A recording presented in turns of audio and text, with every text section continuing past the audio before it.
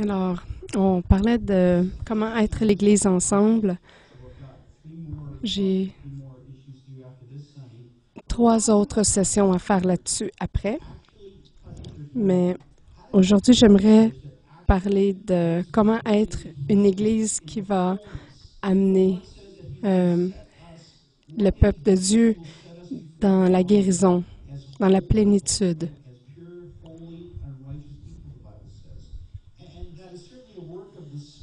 C'est un travail de l'esprit, mais aussi de notre coopération avec ce que Dieu fait dans nos vies.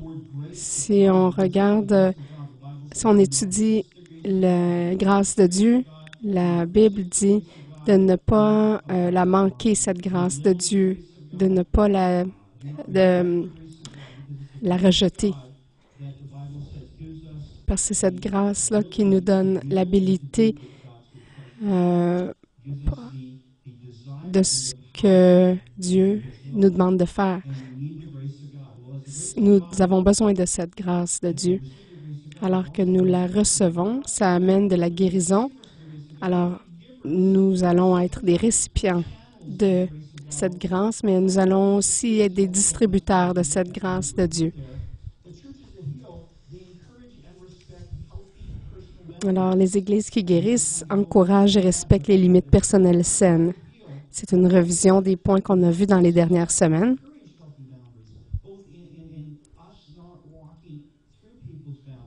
Alors, les églises qui guérissent ne vont pas dépasser les limites personnelles des gens. Numéro 2, les églises qui guérissent sont prêtes à accepter et à pardonner les gens. Nous pardonnons comme Jésus nous a pardonné, immédiatement, complètement, pour toujours, sans repaiement, sans pénalité. Les églises qui guérissent ne catégorisent ni condamnent les gens. Il peut y avoir des comportements qui sont non approuvés, mais c'est jamais la personne. Alors, les gens vont... lorsqu'on on parle au cœur des gens, ça peut transformer des comportements. C'est bon de se rappeler que, justement, les églises qui guérissent ne condamnent pas les gens. Point 4, les églises qui guérissent évitent l'utilisation de la culpabilité et de la honte comme motivation.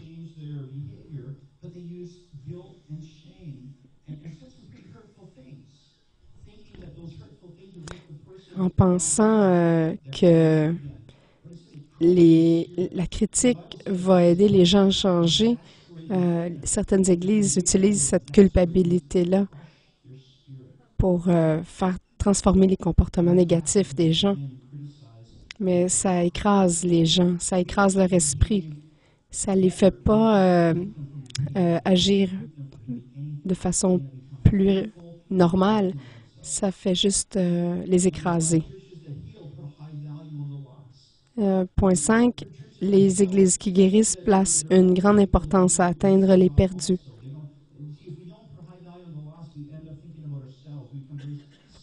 Lorsqu'on n'est pas ouvert aux âmes perdues, on devient très fermé sur nous-mêmes. Et les églises qui guérissent voient le christianisme comme un voyage et non une destination. Nous sommes dans une aventure de gloire en gloire, comme la Bible dit. Dieu me transforme, il me change. Nous sommes sur un chemin où Dieu nous purifie, nous change de plus en plus en l'image de Christ. Je crois tellement dans le ministère de délivrance et de guérison intérieure que lorsque des gens qui disent « Ah, je suis bien maintenant, je suis complètement libéré », dès que quelqu'un dit ça, il se met à risque de tomber encore. Parce qu'on est comme des oignons, on a plusieurs pelures. Si on croit qu'il ne reste plus rien, on n'est pas ouvert à la grâce de Dieu, à sa correction qui peut nous améliorer. Et ça nous pousse à penser de façon erronée qu'on n'a plus rien à changer. Je crois qu'il y a peut-être, oui, un temps qui sont complètement en plénitude et complet, mais c'est très, très, très rare. Même moi, je ne peux pas dire que je suis rendue là. Alors, nous allons aller avec le point 7 aujourd'hui. Les églises qui guérissent croient et s'attendent au miraculeux.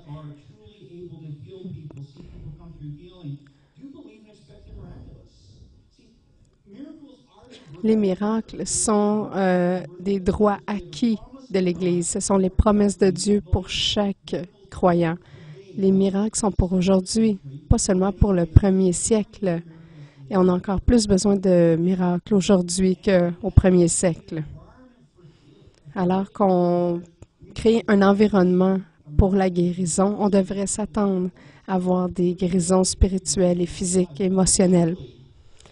Regardez Ésaïe 53, versets 4 et 5. « Cependant, ce sont nos souffrances qu'il a portées, c'est de nos douleurs qu'il s'est chargé. Mais il était blessé pour nos péchés, brisé pour nos iniquités. Le châtiment qui nous donne la paix est tombé sur lui, et c'est par ses meurtrissures que nous sommes guéris. » Dans le Nouveau Testament, Matthieu 8, versets 16-17, « Le soir, on amena auprès de Jésus plusieurs démoniaques. Il chassa les esprits par sa parole et il guérit tous les malades, afin que s'accomplisse ce qui avait été annoncé par Ésaïe, le prophète. Il a pris nos infirmités et s'est chargé de nos maladies. » Alors, lorsque Jésus a guéri les gens physiques, il a dit, ceci est l'accomplissement de la parole dans Ésaïe 53 qui dit que c'est par Jésus que nous sommes guéris.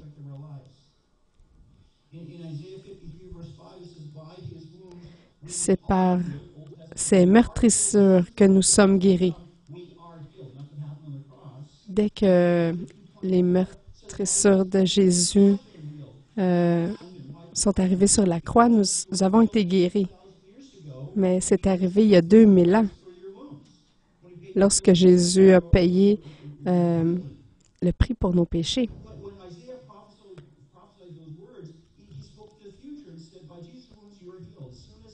Donc, quand Isaïe a parlé, il parlait au futur.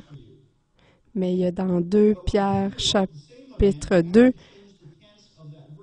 Pierre a changé le temps du verbe. Il dit, par Jésus, vous avez été guéris, parce qu'il a écrit ça après la croix. Donc, notre guérison a déjà été accomplie. Il n'y a rien d'autre que Jésus a à faire. Alors, lorsqu'on prie, Seigneur, guéris-les, alors Jésus dit, c'est déjà arrivé. Alors, ce qu'on doit prier, c'est, dans le nom de Jésus, reçois cette guérison que Jésus a accomplie à la croix dans le passé. Tout ce qu'on a à faire, c'est de recevoir.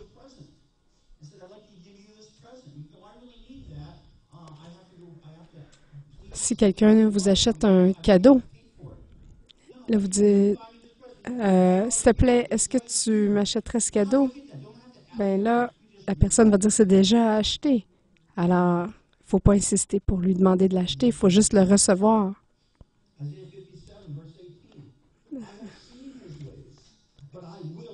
Ésaïe 57, verset 18, « J'ai vu ses voies et je le guérirai, je lui servirai de guide et je le consolerai. »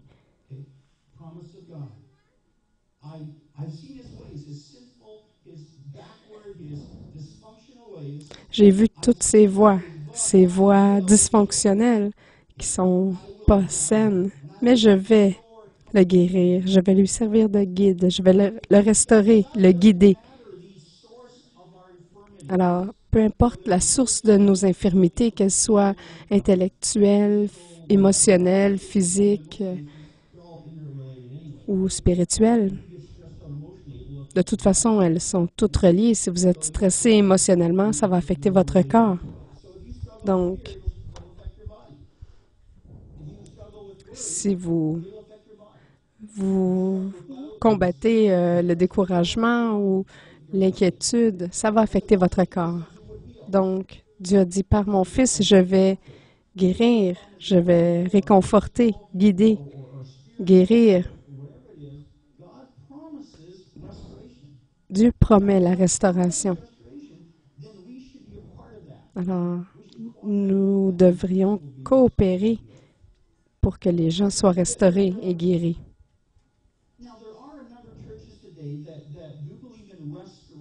Il y a beaucoup d'églises aujourd'hui qui croient à la restauration de certaines choses, mais complète restauration, nous avons besoin du miraculeux. Parce qu'il y a des choses qui peuvent être guéries par la prière, mais il y a vraiment des choses qui peuvent être faites par le miraculeux. Alors, ça c'est nous, le verre ici. Ce qui arrive alors que nous avançons dans la vie, quelqu'un nous fait un peu de mal, on plie un peu, mais on rebondit. Alors, on peut plier jusqu'à une certaine étendue, mais parfois la vie nous écrase un peu. Et tout à coup, notre capacité de recevoir la guérison, de recevoir l'amour, de recevoir la guérison, on doit plus qu'une prière. Et là, il y a des gens qui viennent et qui disent « Sois simplement rempli de l'Esprit ». Là, ça coule. Et lorsque vous n'êtes pas rempli, ils se disent « Mais pourquoi vous n'êtes pas rempli? » Mais là, c'est parce qu'on a besoin d'un miracle. Merci, Sandy.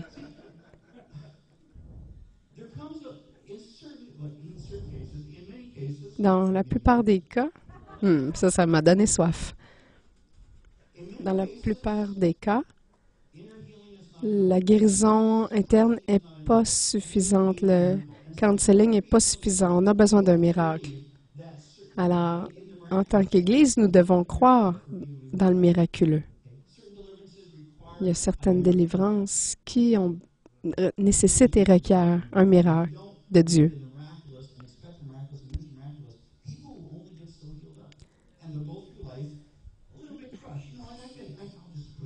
Je pourrais boire un petit peu dans ce verre-là.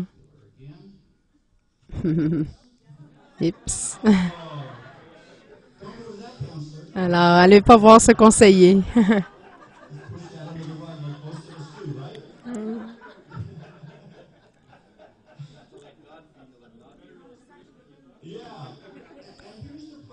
Voici le problème. Si nous allons voir un conseiller qui ne croit pas dans le miraculeux, il va peut-être nous faire plus de mal que de bien.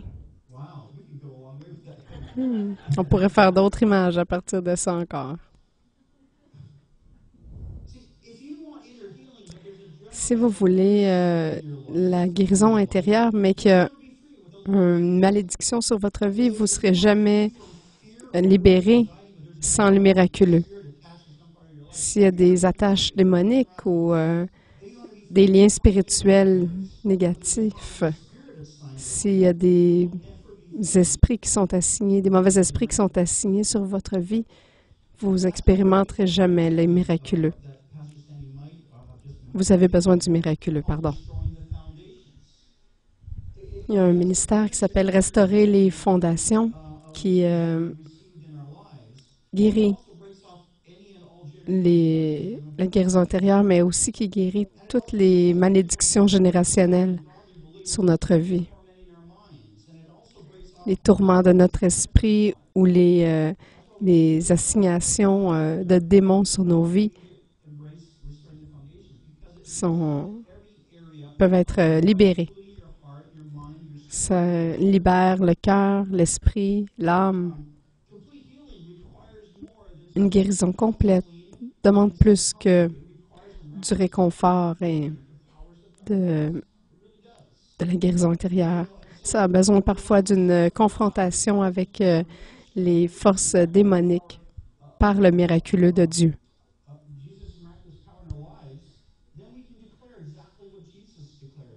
Alors, nous pouvons déclarer ce que Jésus déclarait. Jean 8, 36. « Si donc le Fils vous libère, vous serez réellement libre. »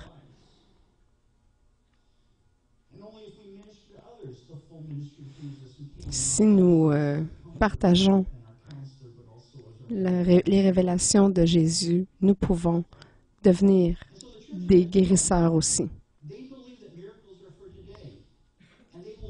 Les églises qui guérissent croient que la guérison, c'est pour maintenant, pour aujourd'hui. Et vont créer une atmosphère remplie d'attente du miraculeux de Dieu.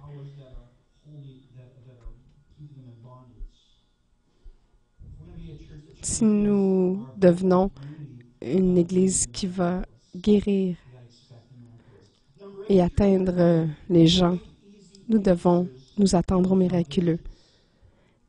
Point 8. Les Églises qui guérissent évitent des réponses faciles aux situations difficiles.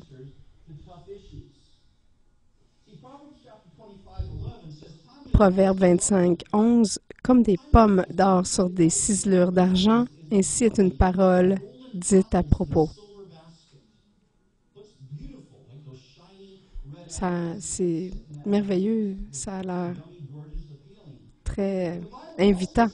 Mais la Bible dit aussi, Proverbe 29, 20, « Si tu vois un homme irréfléchi dans ses paroles, il y a plus à espérer d'un insensé que lui. » Proverbe 10, verset 19, « Celui qui parle beaucoup ne manque pas de péché, mais celui qui retient ses lèvres est un homme prudent. »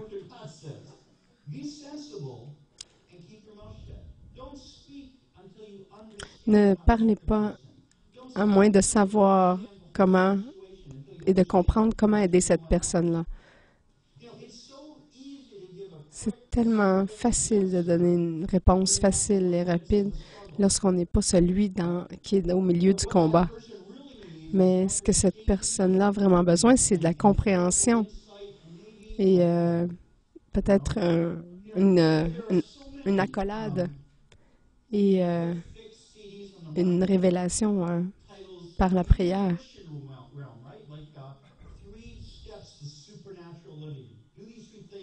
Il ne faut pas avoir des choses trop faciles comme 3 étapes faciles pour vivre le miraculeux. Ou 5 clés pour vivre le royaume. 7 clés pour une guérison.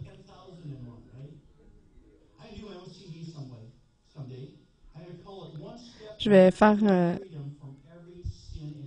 un jour un CD.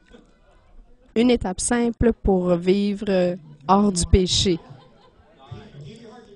Et ça, c'est donner votre cœur à Dieu et ensuite tuez-vous et vous ne vivrez plus jamais la tentation. Mais c'est ça le problème avec cette méthode-là, c'est qu'on ne vit plus après.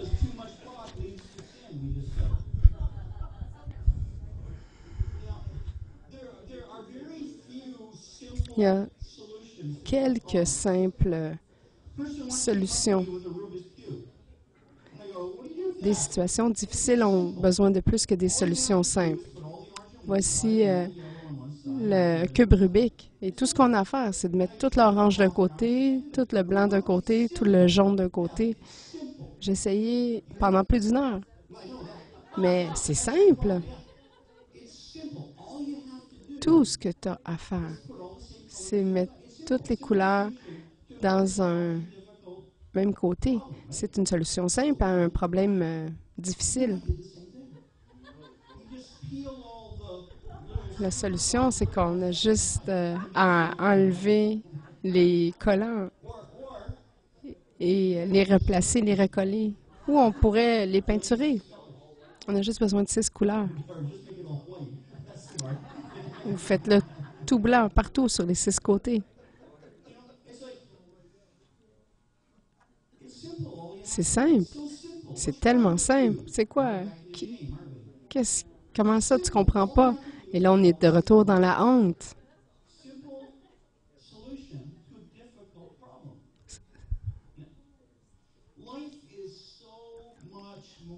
La vie est tellement plus complexe que toute bonne solution bien intentionnée. On peut apprécier les motifs bien intentionnés de quelqu'un qui veut vous donner un CD de guérison, mais c'est peut-être pas aussi facile que ce que ça a l'air. C'est souvent difficile de recevoir ça avec gratitude parce que ces gens-là vivent pas ce que nous vivons. Comme, pourquoi? Pourquoi maintenant? Et un CD de 45 minutes ne va pas répondre à ces questions-là.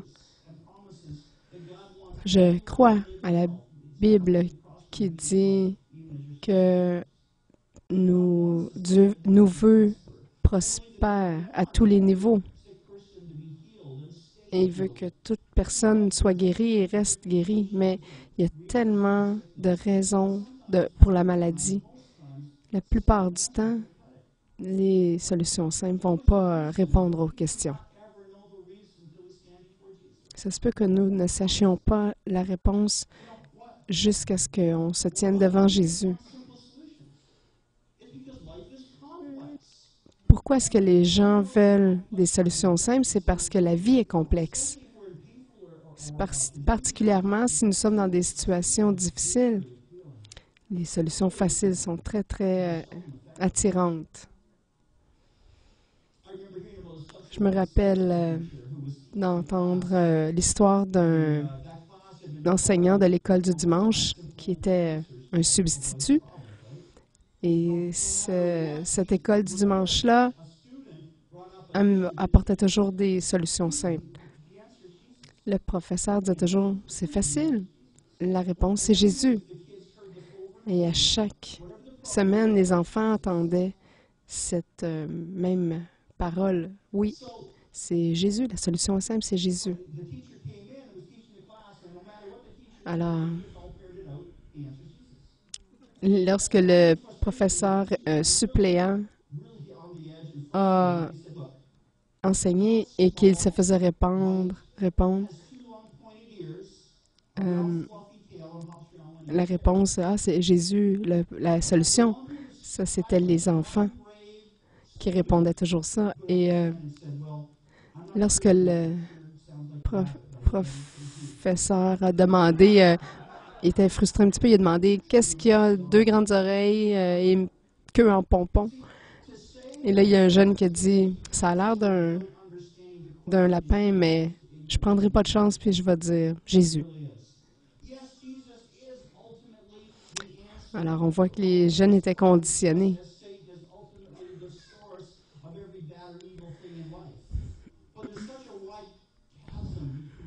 Il y a vraiment des nuances à faire entre Jésus qui est la solution à tout et Satan est la source de tous nos problèmes.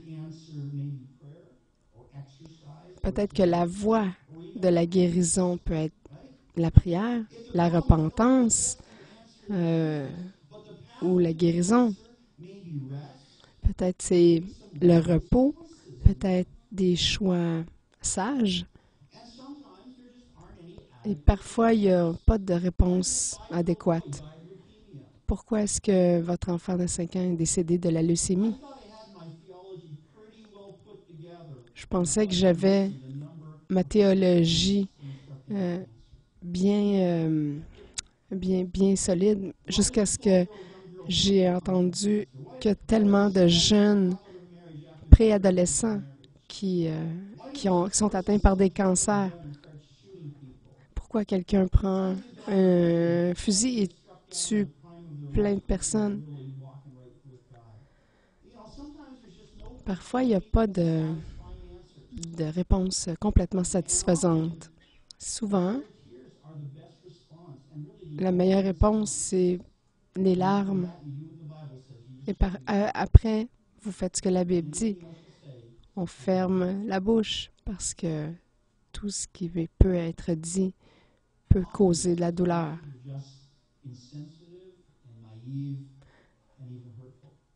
Parfois, les réponses simples peuvent être naïves et causer des problèmes et de la douleur.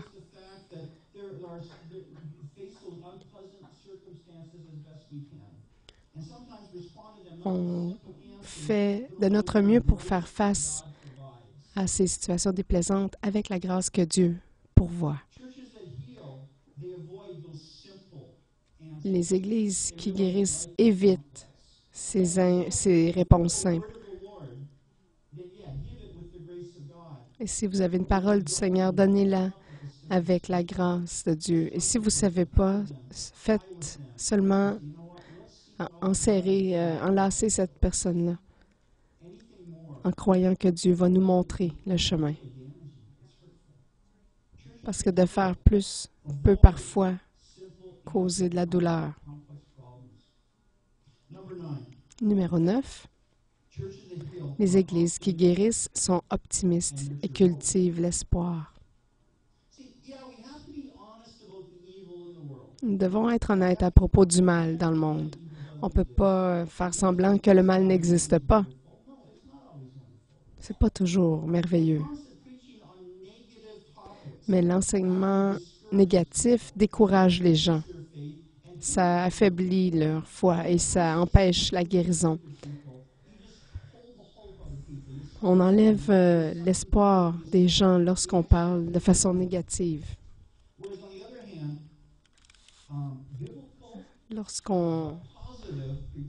En comparaison, lorsqu'on va dans un enseignement positif, biblique, ça relâche la foi.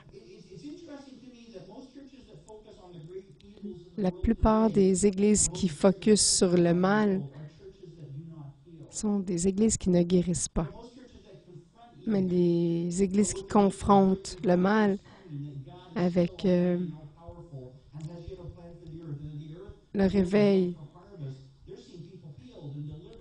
de la puissance de Dieu, elles guérissent et libèrent les gens. On n'a pas besoin d'entendre plus de mauvaises nouvelles à propos de ce qui va mal dans le monde. On a besoin d'entendre comment grand Dieu est, comment puissant et aimant il est.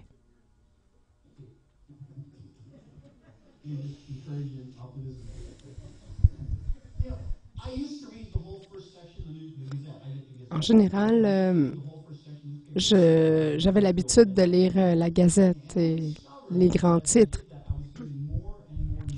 Alors, à mesure que je lisais ça, je me rendais compte que je devenais de plus en plus négatif sur la vie. Et là, maintenant, je suis beaucoup plus sélectif sur ce que je lis. Je m'en vais à l'extérieur chaque jour et j'ai confiance dans la puissance de Dieu. Pas de frustration avec tout ce qu'il y a de mal autour dans le monde. Je reçois des dévotions chaque matin de Kenneth Copeland en 6 lignes et c'est très, très positif.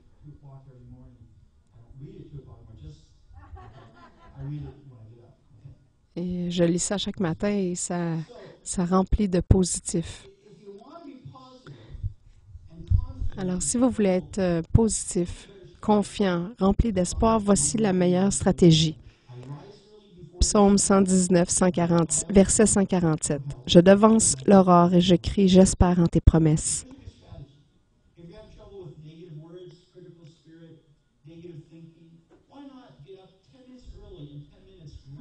Pourquoi pas se lever 10 minutes plus tôt et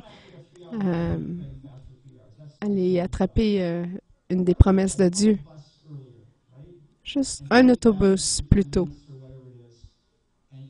10 minutes.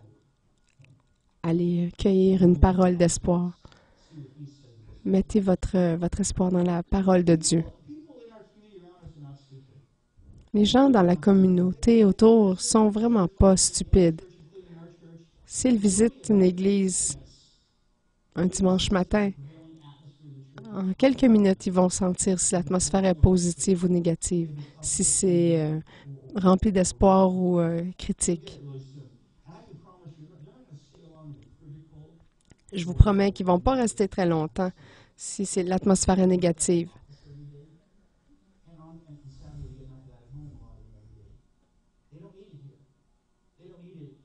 Il y a suffisamment de négativisme autour dans le monde, sur le marché du travail.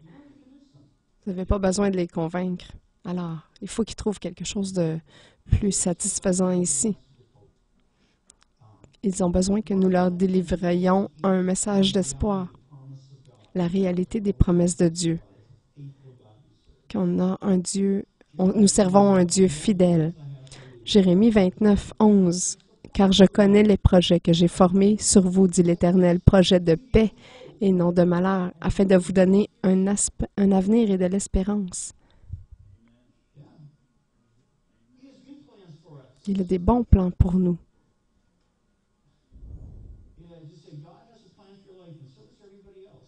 Dieu a un plan pour votre vie.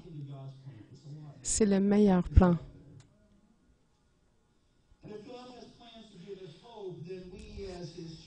Nous, en tant que chrétiens, qu'Église de Dieu, nous avons un message d'espoir pour chaque personne. Nous sommes appelés à encourager, à exhorter les gens. On rencontre quelqu'un qui dit « J'ai pas d'espoir dans la vie. J'ai pas de futur. » Regardez dans 1 Thessaloniciens 5, verset 11. Exhortez-vous réciproquement et édifiez-vous les uns les autres. Mais là, Pasteur Dave, comment je devrais partager avec les gens, aux autres, les gens qui sont dans mon cercle d'influence? 1 Thessaloniciens 5, verset 14. Réconfortez ceux qui sont abattus, soutenez les faibles, faites preuve de patience envers tous. Encouragez, soyez doux, tendres et patients avec eux. Pasteur Dave, on dirait que je retire rien de mes visites à l'église le dimanche. On a la réponse dans Hébreux 10, verset 25. N'abandonnons pas notre assemblée comme certains en ont l'habitude, mais encourageons-nous mutuellement. Je suis là pour encourager l'autre personne, pas pour recevoir l'encouragement. Alors, idéalement, quelqu'un va m'encourager aussi.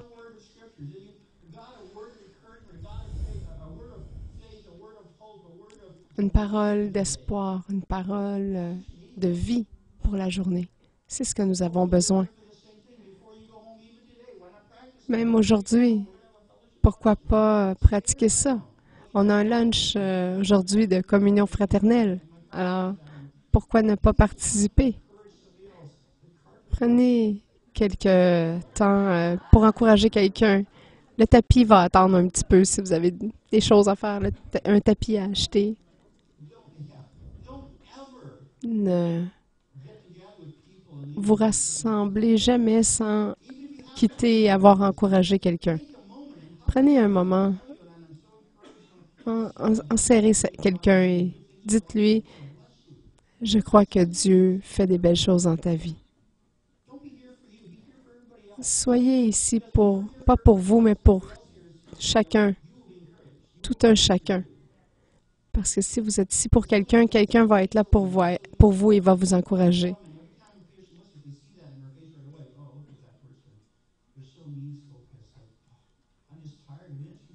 Lorsqu'on voit quelqu'un parfois qui est il a beaucoup de besoins,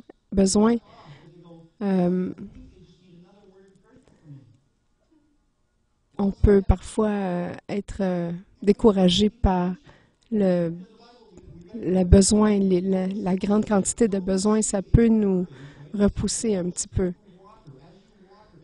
Mais la parole nous dit, alors que vous rafraîchissez et encouragez les autres, vous-même allez être encouragés.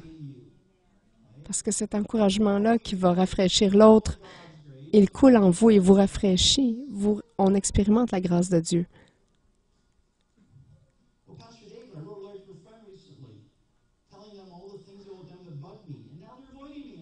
Mais, Pasteur Dave, j'ai dit à quelqu'un la semaine passée tout ce qui me fatiguait dans cette personne-là. Mais là, il m'évite depuis ce temps-là. Qu'est-ce qui se passe? Pourquoi? On voit la réponse dans 1 Pierre 5, verset 12. « Je vous écris ce peu de mots pour vous encourager, vous exhorter. »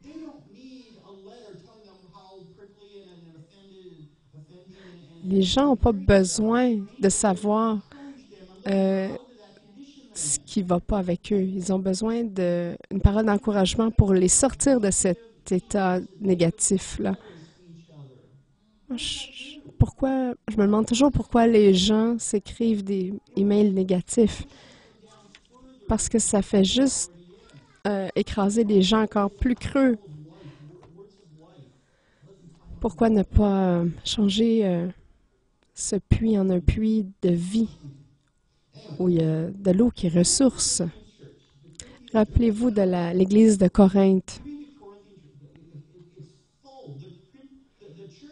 Cette Église-là était remplie d'immoralité, de convoitise, de combat, de division, d'égoïsme.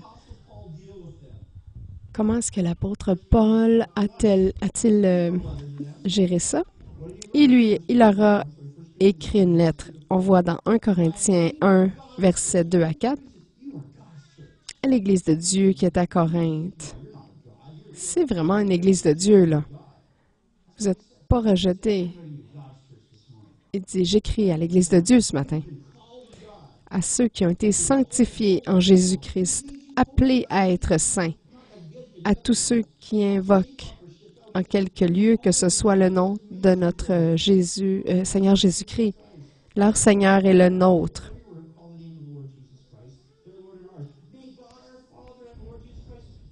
Que la grâce et la paix vous soient données de la part de Dieu notre Père et du Seigneur Jésus. Il ne les a pas condamnés, il ne les a pas critiqués. Et il a prié que Dieu leur donne encore plus de grâce et de paix. À chaque fois que je lis le verset 4, ça m'étonne. Je rends grâce à mon Dieu de continuelles actions de grâce à votre sujet. Continuellement, toujours, pour la grâce de Dieu qui vous a été accordée en Jésus-Christ. Paul, gracieusement, adresse avec grâce certaines situations difficiles. Il voulait que l'Église de Corinthe sache qu'il était avec eux et qu'il priait pour eux et qu'il voyait les choses que Dieu faisait dans leur vie. Il n'a pas dit « Dieu vous a rejetés ». Dieu ne les a pas rejetés. Paul a dit « Non, je crois en vous. Je prie pour encore plus de grâce, plus de paix, plus de vie, plus d'encouragement, plus d'espoir, plus de foi. »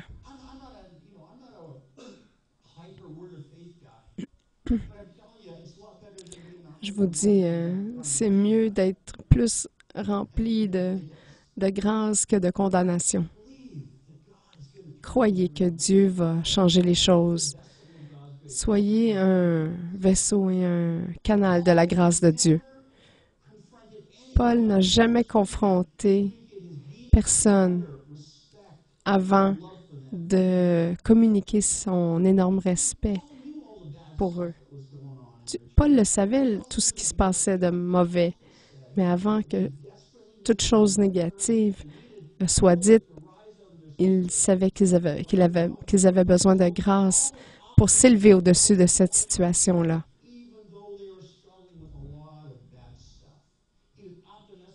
Il restait optimiste que Dieu, la grâce de Dieu, pourrait les aider à gérer cette situation négative. Et vous savez quoi? Dieu l'a fait. Sa deuxième lettre à Corinthe, il dit, « Ah, là, vous êtes un petit peu trop rempli de la grâce. Rappelez-vous de donner de l'encouragement et de la grâce aux autres si vous continuez à prier pour eux. » Les églises qui guérissent sont toujours optimistes et cultivent l'espoir pour les gens. Parce que les gens qui n'ont pas d'espoir vont jamais sortir de cette situation-là, même avec des paroles de connaissance. Parce que la foi est la substance de l'espoir. Il faut avoir de l'espoir en premier et après, la foi vient. Les gens, on leur dit, espère que ça va changer, mais les gens disent, ben j'ai pas d'espoir. La foi que ça va changer, mais les gens disent, j'ai pas de foi, j'ai rien pour bâtir ma foi. L'espoir est la fondation de la foi. Priez pour l'espoir, pour que ces gens puissent développer leur foi. Et éventuellement, la foi va devenir réalité. Donc, en résumé, les églises qui guérissent encouragent et respectent les limites personnelles saines. Elles sont prêtes à accepter et à pardonner les gens, ne catégorisent pas ni condamner les gens. Elles évitent l'utilisation de la culpabilité et la honte comme motivation. Elles placent une grande importance à atteindre les perdus et voient le christianisme comme un voyage et non une destination. Elles croient et s'attendent au miraculeux. Elles évitent de réponses faciles aux situations difficiles et elles cultivent l'optimisme, sont optimistes et cultivent l'espoir. Levons-nous tous ensemble. Les églises qui guérissent sont remplies de gens qui guérissent, des guérisseurs. Même si nous sommes blessés, nous devenons des guérisseurs, des blessés guérisseurs. Le plus on reçoit de la guérison, plus qu'on est capable de guérir les autres. Mettons notre main sur notre cœur. Père, je prie pour chaque personne ici. Nous sommes ici, pas parce que nous sommes parfaits, mais nous savons que c'est la place parfaite pour être lorsque nous ne sommes pas parfaits. C'est la place où on peut être encouragé, grandir et recevoir de l'espoir. Nous pouvons être restaurés, renouvelés, rafraîchis. C'est la place pour être avec ton peuple, brisé et faillible comme nous sommes. Nous restons et demeurons ton peuple. Tu nous changes de gloire en gloire. Dites avec moi, Père Dieu, s'il te plaît, aide-moi à être un guérisseur. Aide-moi à devenir guérisseur. Dans le nom de Jésus. Amen.